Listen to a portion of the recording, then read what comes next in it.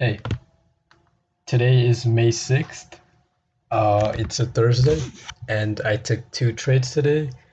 One was Roku puts, which was a nice winner, and the other one was Tesla puts, which should have been a nice winner, but I unfortunately stopped out for break even due to a mistake on my part, and I'll be going over both trades in this video. So as always, let me start off with Roku first, because that was the first trade I took today. Start on a higher time frame.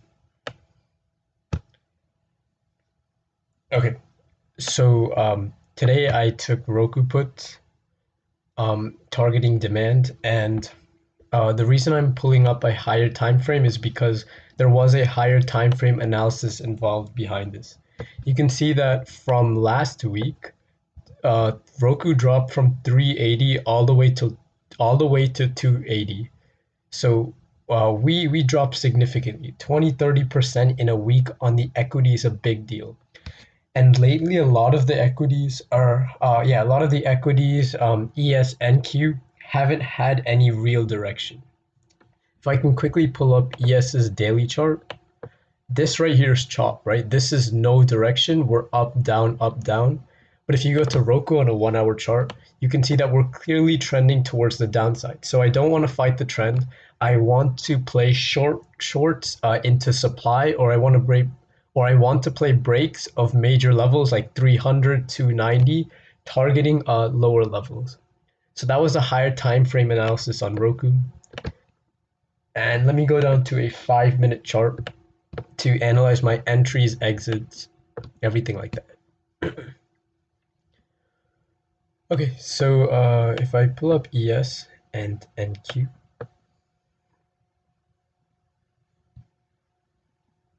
let me do something. Let me synchronize crosshairs, so it's a lot easier to see. Okay, so I had entered Roku.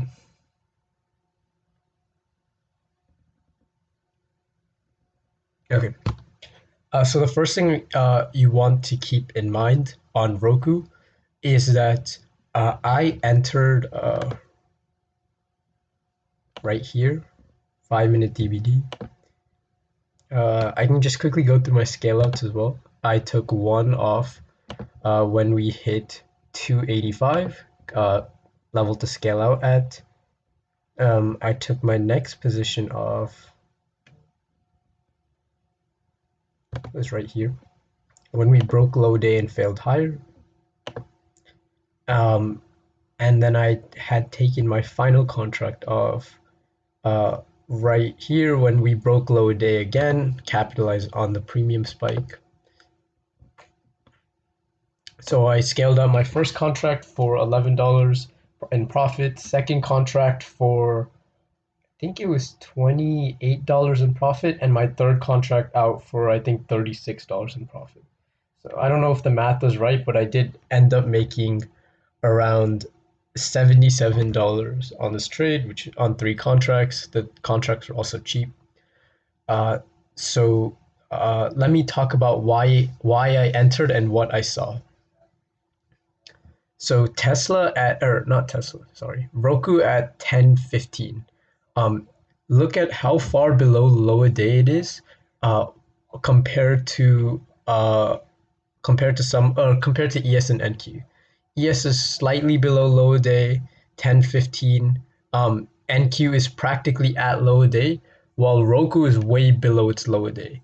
So that's one confirmation. It wasn't very clear, but to me, I would count this as relative weakness, even if it's just slightly, just because on a higher time frame as well, Roku has been extremely weak, and today Roku is also showing signs of weakness. So that was my first confirmation, relative weakness on both a higher time frame and on a shorter time frame. Not as clear on the shorter time frame, but on a higher time frame, there is clearly relative weakness. So that's one confirmation, or one or two if you count short and long term. My second confirmation was a break of this 290 key level.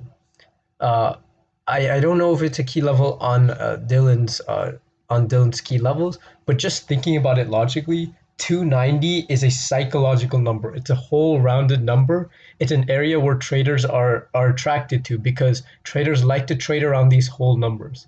I didn't take the break of 290 just because coming down, it came down from a $7.5 move down, so I definitely didn't want to chase it here. I made the right decision. After moving down this aggressively, I want to see some period of consolidation. And this is just where context comes in. Yes, these two candles were red, but these three candles to me were a period of consolidation because we didn't really move higher, we didn't really move lower. So I talked about relative weakness was one, a break of 290 and 290 key level and it acting as resistance.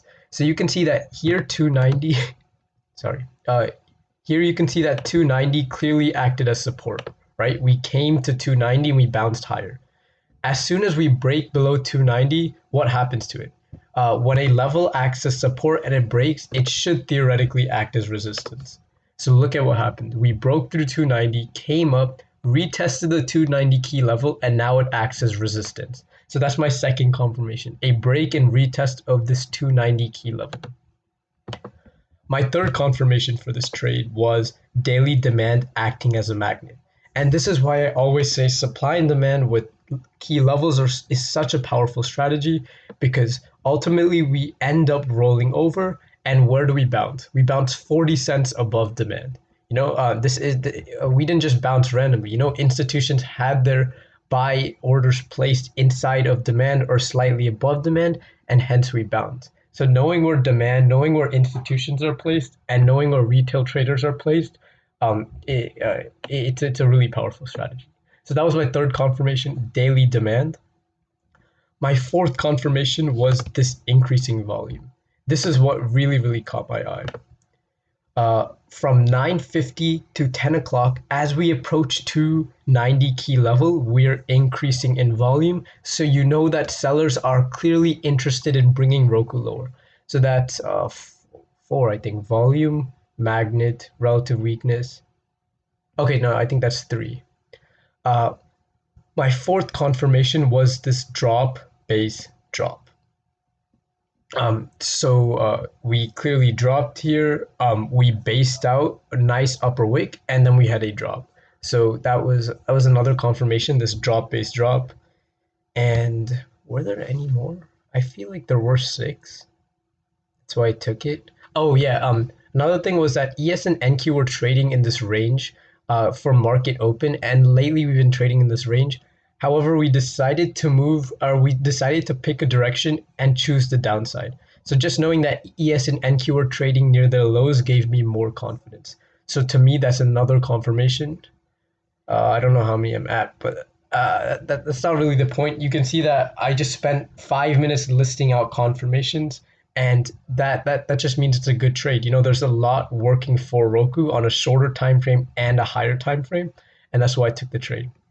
Scaled one out here just to protect myself. I always like to scale one out. Other two contracts are now break even. 10:30.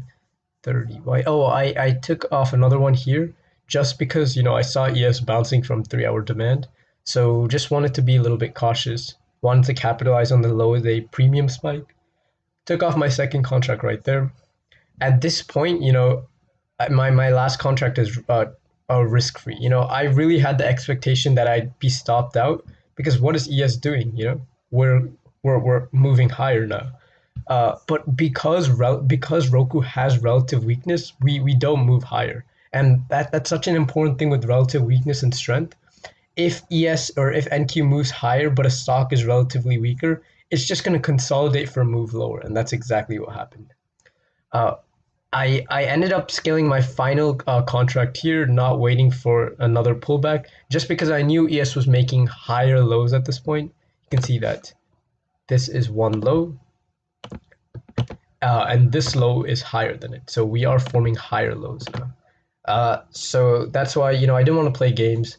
I didn't want to wait till break even when I knew my last contract had capitalized on that premium spike. So I scaled one out right here and I exited the position for a nice win. 9 minutes. Okay, I need to speed this up a little bit. But so that was my Roku trade. Now going on to Tesla. So Dylan posted this in the chat as well, but Tesla has this 1 hour trend line support right here. And on top of that, you can see that 1 hour demand is not only it's not only a or not only a demand imbalance where buy imbalances are placed, but it's also a support level. 659 to 656 is a support zone. Let me just highlight that. We act as so. Okay, I'm not going to highlight it, but you can see that we act as support right here. Go on, come down, act as support yesterday. So I know that 659 to around like 656 is a very, very important support level. So it's not just a low day break. There's a higher time frame analysis involved behind it. So why did I enter Tesla? Or where was my mistake? First, I'll talk about a perfect trade plan on this. So you can see that Tesla moves lower. ES starts bouncing out of demand. Nice. Oh, what the heck? Okay, well, I stopped trading, but looks like we have some nice upside movement. But you can see that at around 10:45, Tesla still trading near its lows, while ES and NQ is almost near high day. ES recovered half of what it gave back. But Tesla is nowhere near its highs, and we have good volume to support this as well. So that's my first confirmation, a relative weakness on an intraday chart.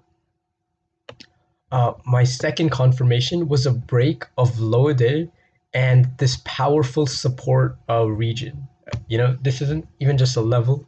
From 659 to 656, we've held support for a long, long time. So a move below with no with no demand imbalance, another 30, 40 points lower, we definitely have room to run lower. So that's my second confirmation. My third confirmation was 10:55 and 11 when I saw volume start to increase. And I always talk about this. I want to see volume increase towards the breakout to let me know that sellers are interested. So that's my third confirmation. What else? What else? So I talked about volume. I talked about relative weakness. I talked about a key level break.